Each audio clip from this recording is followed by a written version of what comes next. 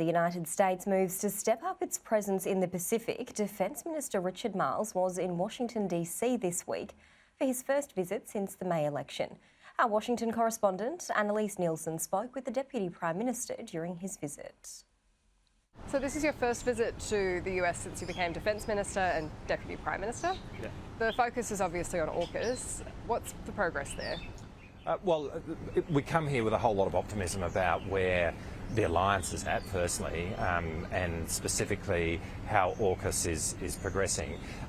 We obviously want to make clear that from the new government's point of view, we see the alliance as completely central to our national security, to our worldview. Our relationship with the United States is the single most important relationship that we have. So this is a really important opportunity to make that clear.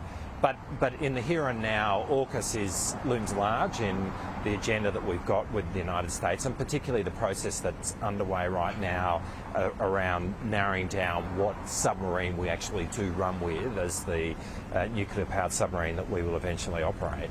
And there's a lot to talk with the US about that, as well as the other advanced capabilities that AUKUS seeks to develop, and in doing so, building a much closer cooperation between the defence industrial bases of both countries. So we feel pretty optimistic about all of those issues and about the conversations we're going to have. I noticed in your speech that one of your missions this week was some asks of the US government on sharing. What are you asking them to share?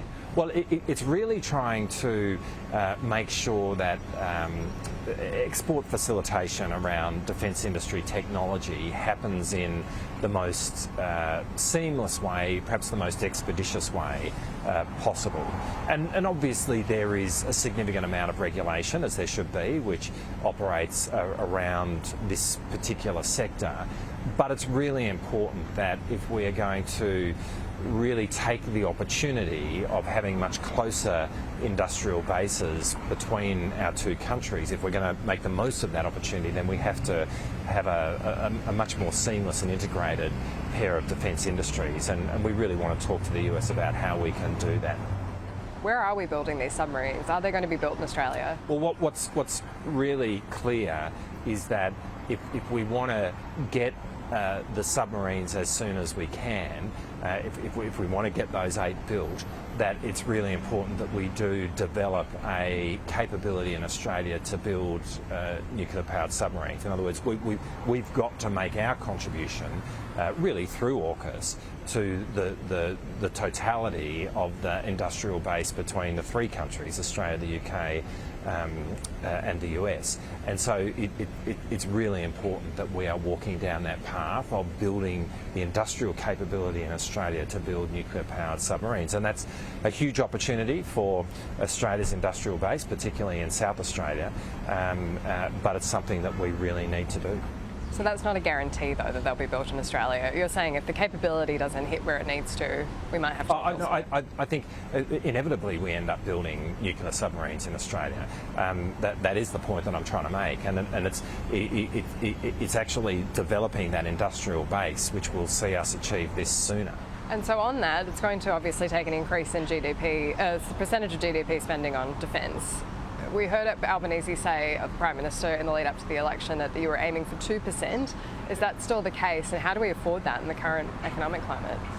Well, there are challenges, and it's right to point that out. I mean, we've come to power inheriting $1 trillion debt from the former coalition government. So it's right to observe that the federal budget going forward is under pressure because of that. But we've also made clear that defence spending is fundamentally important given the strategic circumstances, the complexity of those circumstances that we face right now, and we've committed to that spending being at 2%, and we understand that walking down the path of developing nuclear-powered submarines is going to be an expensive endeavour, and answering the question of cost will be an important part of the announcements that we ultimately make around all of this in the early part of next year. What's your target then? Are you looking at 2.5%, 3%?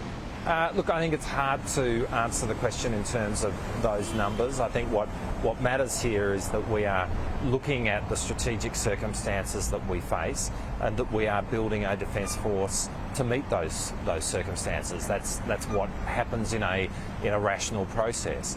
And given the complexity of those strategic circumstances, I think inevitably we are going to see more capability rather than less. When we look at the current challenges in the Pacific, it's an important moment with the Pacific Island Forum. The US has made a huge announcement here about increasing their diplomatic presence, reinstating the Peace Corps. How critical is that at this time, and is this going to antagonise China? Oh, look, I think it's a really welcome announcement from the United States. It demonstrates their interest, but more than that, their willingness to back that interest up with real commitments and real engagement in the Pacific. And I've got to say, as somebody who's been interested in the Pacific for a long time, it brings joy to my heart to see this announcement and what the US is doing here. And it's really important that as the United States becomes engaged in the Pacific in this way, that obviously we also step up, and we certainly intend to, and you've seen a real focus from our government on the Pacific in the work that Penny Wong has been doing as Foreign Minister. It's really important that we are working closely with the US, coordinating to make sure that we maximise their engagement and our own for the betterment of the people of the Pacific. Is China the biggest security threat to Australia? Look, I think as China seeks to shape the world around it in a way that we've not seen before, it does give rise to a number of challenges that we've not experienced in a long time. And it is a large part of why we say that we do face the most complex set of strategic circumstances that we have since the end of the Second World War. And what that means is that we've got to be very clear-eyed about what Australia's national interest is. We've got to be very forthright in asserting that interest, and we're doing all of that. We've got to be very, as I say, sober and professional and diplomatic in the way in which we speak with our international voice, and that's the way in which you will see us go about our business.